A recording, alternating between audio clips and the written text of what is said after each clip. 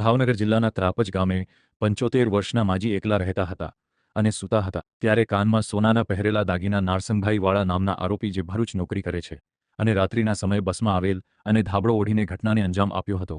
જો કે આ મામલે તપાસ હાથ ધરી હતી, જેમાં અલંગ પોલીસને મળેલી બાતમીના આધારે નારસંગભાઈ વાળાને બોલાવીને પૂછપરછ કરતા ગુનાનો ભેદ ઉકેલ્યો અને 3 તોલા સોનાની કડીઓ કબજે લીધી હતી અને આરોપીને ઝડપી લીધો હોવાની સંપૂર્ણ માહિતી ડીવાયએસપીએ આપી હતી। તારીખ 16/8ના રવિવારના રોજ ત્રાપજ ગામે એક લૂંટનો બનાવ આવેલ, જેમાં 75 વર્ષના માજી હતા જે રાત્રે એકલા જ રહે છે, સૂતા હતા।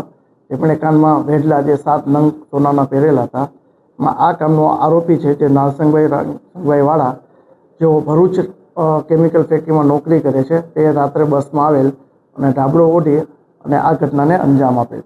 ત્યારબાદ સીસીટીવી ફૂટેજ જોતા અમારે અલંગની ટીમ, એલસીબીની ટીમ તથા અલગ અલગ ટીમો બનાવીને તપાસ કરેલ, જેમાં બસ કંડક્ટરનો કોન્ટેક્ટ કરેલ, બસ કંડક્ટર પાસેથી ટિકિટ મેળવેલ। ટિકિટમાં નામ અને નંબર મળતા અમારા અલંગ પોલીસ સ્ટેશનના જે પીસી છે પારસભાઈ નાંદવા, જેમને ઓળખી બતાવેલ કે જેમને નાનપણથી ઓળખતા એક જ ગામના હતા। આમ એમના ઉપર શંકા જતા તેમને બોલાવી પૂછપરછ કરતા ગુનો ડિટેક્ટ કરેલ। ગુનાના કામે જે મુદ્દામાલ ગયેલ છે 3 તોલા સોનાની જે કડીઓ છે એ કબજે કરેલ છે, જેની કિંમત આશરે 3 લાખ રૂપિયા થાય છે।